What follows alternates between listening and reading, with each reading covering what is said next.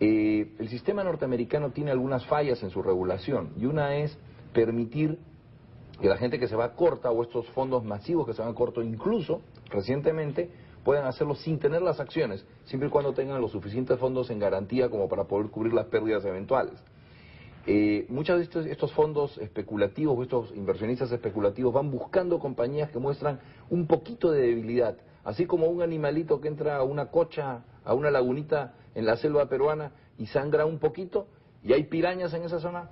Pues no todas las pirañas lo atacan y realmente lo terminan masacrando a ese animalito. Bueno, con algunos bancos ha pasado esto, y con algunas instituciones financieras, porque la especulación ha sido muy fuerte. Te voy a dar dos casos simbólicos del día de ayer.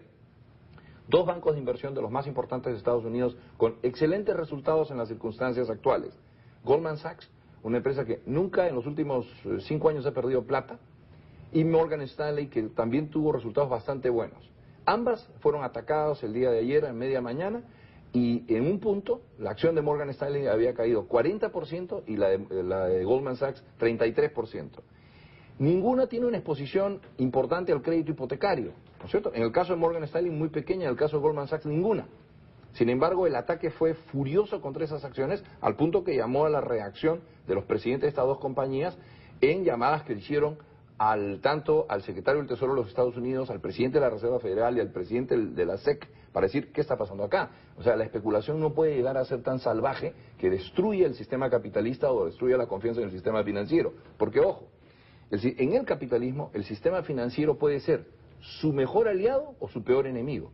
Cuando el sistema el sistema financiero se derrumba, todo el sistema capitalista colapsa, porque está basado en la acumulación de riqueza.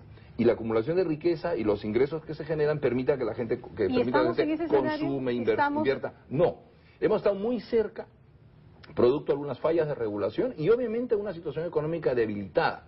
Pero yo creo que el rescate de AIG, ¿no es cierto?, por intermedio del FED. Aquí hay una cosa que hay que decirla muy clara. Es imposible que AIG quiebre. Y le voy a decir por qué. Porque si eventualmente se agotasen los 85.000 millones de dólares, ¿de crédito? El FED, que tiene hoy día el 80% de las acciones, ¿no es cierto? O sea, el Banco Central de los Estados Unidos, que tiene el 80% de AIG, ¿usted cree que va a dejar que quiebre? No. Por lo tanto, porque si quiebra, estando bajo administración del FED, significa que ni los bonos del Tesoro de los Estados Unidos valen un centavo. ¿De acuerdo? Entonces, eso no va a ocurrir. Sin embargo, los rumores que les pusieron ayer el mercado, los shorts, los especuladores, fueron tan grandes que mucha gente cree en eso. Adicionalmente hay un tema. Los grandes portafolios de los grandes inversionistas institucionales se manejan con muchos sistemas automáticos de respuesta, en donde hay lo que se denomina sistemas de stop loss.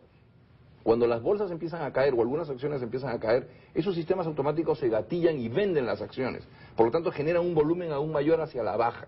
Entonces, hay una serie de mecanismos que hay que observar y que hay que corregir. Hay que evitar lo que se denomina en inglés, pero por supuesto, o sea, el sistema capitalista nuevamente funciona en tanto y cuanto haya crecimiento y entramos en el círculo virtuoso. Cuando empieza a haber recesión y caída, pero por supuesto, reduce el consumo, reduce la inversión, se reduce el empleo, o sea, hay más desempleo, se pierde el valor de las propiedades y todo se viene abajo y empieza el descontento. Ahora, ese escenario que usted ha descrito, ¿se va a mantener por cuánto tiempo? Sé que es difícil contestarlo, y esto, ¿cómo nos golpea? Porque luego tenemos cuadros que van a dar muestra también de qué está pasando con el Yo creo que hoy día el mercado en los Estados Unidos por lo menos se va a estabilizar, eventualmente podría subir.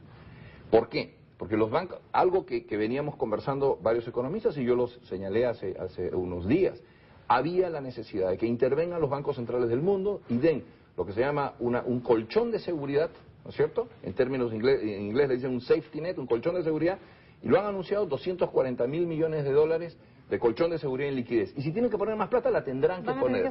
Lo que no pueden permitir es que colapse el sistema financiero. La caída errónea, equivocada de Lehman Brothers, porque se pudo haber rescatado ese banco con pequeña cantidad de dinero, aproximadamente lo que pedían algunos bancos de inversión para poder hacer la fusión y el rescate, era una línea adicional de 6.000 a 7.000 millones de dólares. Pero fíjate, 7.000 millones de dólares que no se pusieron entre el sábado y el domingo han causado una pérdida en los mercados de 3 trillones de dólares.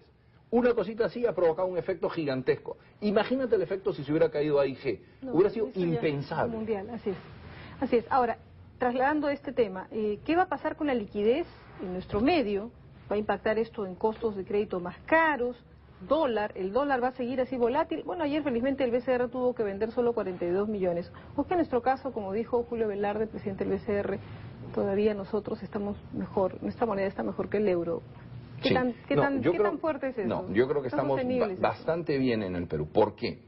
En el Perú hay suficientes reservas internacionales, los niveles de encaje se han elevado bastante. Por lo tanto, si en la eventualidad hubiese cierta restricción de liquidez, hoy por hoy el Banco Central tiene la capacidad de empezar de reducir el encaje marginal, de, por ejemplo, eventualmente bajar la tasa de referencia, si necesita vender dólares. Es decir, el Perú está bastante bien, digamos, preparado para una crisis internacional. Lo que ningún país está preparado es si hubiese una depresión mundial, ¿de acuerdo? O sea, si hubiera habido un colapso financiero en los Estados Unidos y cayese, digamos, el PIB americano en -6, -7%, ese colapso financiero o ese colapso económico indudablemente también afectaría al Perú, indudablemente. O sea, no, sería imposible que nosotros crezcamos al ritmo que crecemos si hubiese una situación de esa magnitud. ¿Se va a estabilizar alrededor de qué valor? Es difícil decir porque los mercados han estado muy nerviosos, ¿no? Pero yo creo que dentro de la estrategia o la táctica del Banco Central, digamos, en el central, me da la impresión que lo quieren mantener siempre debajo de 3 soles, ¿no es cierto? Y ligeramente encima de 2.90 o 2.85. Quizás ahí el Banco Central se da una cierta amplitud, porque una caída moderada del dólar ayuda a combatir la inflación al bajar el componente de los precios importados convertidos a soles. Muy bien, creo que ya podemos mostrar los cuadros respecto a rentabilidades en fondos de pensiones y sus comentarios.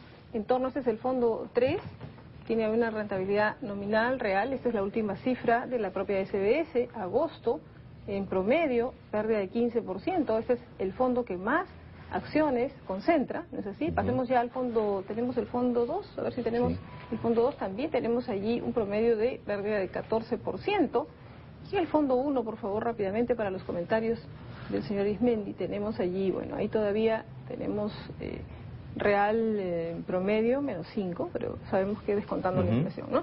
Bueno, ¿cuál es su comentario entonces? Bien, ¿qué sucede? Cuando uno ve el fondo 3, el 2 y el 1, siendo el 3 el que invierte más en acciones y el 1 el que es puramente renta fija, lo que con una algo persona, de acciones, ¿no? Puede tener un poquito de acciones, creo que puede tener un componente, pero podría estar también 100% en renta fija. Ya, okay. Ahí hay una decisión importante que tiene que hacer el trabajador peruano y está basado en su edad y en el momento que desea jubilarse. ¿Qué es lo que hay que hacer normalmente? La mayoría de personas, si son menores de 40 años, deberían estar invertidos en el fondo 3 y eventualmente en el fondo 2. Entre, digamos, los 40 a 45 años hacia 5 años antes de la jubilación, preferentemente en el fondo 2. Y 3 a 5 años antes de la edad de jubilación en el fondo 1. ¿Esto qué significa? Poder tomar el periodo más largo en el fondo de acciones en donde eventualmente los rendimientos van a ser mayores que en el 2 y en el 1, a raíz de que históricamente se demuestra que estos valores crecen más, buscar un fondo intermedio en cierto momento de la vida para consolidar lo que uno viene ahorrando y hacia el final, siempre tratar de estar en el fondo, digamos, más seguro para que no tenga una caída en los últimos, digamos, una caída de 15, 20% en el último año de la jubilación, ¿no es cierto?, o previo a la jubilación, lo cual tendría un efecto importante en su renta. Entonces, el diseño de los fondos 3, 2 y 1 se acompañan, y en eso las AFPs tienen que aconsejar a sus afiliados respecto al momento de la vida de cada trabajador. Eso es muy importante. Respecto a las inversiones en el exterior, que ese es otro de los temas, ¿se debería ampliar este límite? Porque algunos dicen, bueno, tendrían que invertir fuera, pero ¿fuera cómo estamos? A ver. ¿O es que estamos mal, o está mal ese fondo, el fondo 3, porque también las acciones aquí han caído mucho? Pero por supuesto, o sea, las bolsas, hoy por hoy, las bolsas en el mundo reaccionan más o menos igual ante la caída de lo que puede pasar en Estados Unidos, o en Europa, o en Asia. O sea, hay una reacción, digamos, de alguna manera coordinada o una reacción en cadena en ciertos momentos en que hay una sensación de crisis o de angustia, ¿no? Sin embargo, ayer estaba revisando una serie de cotizaciones internacionalmente, empezando por acciones preferentes de una serie de compañías importantes, y hay rentabilidades muy, muy atractivas. Los tesoreros y los expertos de inversiones de las AFPs posiblemente ya están observando eso, y hoy día empiecen a hacer compras, digamos, de papeles que están muy baratos, lo cual permite, cuando el fondo, digamos, dado que el fondo sigue acumulando dinero, cuando el mercado empiece a reaccionar, tener, digamos, recuperaciones importantes. Entonces, la gran suerte que tiene la gente que está ahorrando en AFPs en el Perú hoy es que las AFPs están todavía en el proceso de acumulación, por lo tanto siempre les ingresa más dinero que el dinero que tienen que pagar en jubilaciones, y por lo tanto tienen la capacidad de sacar provecho, partido de estas circunstancias en las cuales hay precios baratos.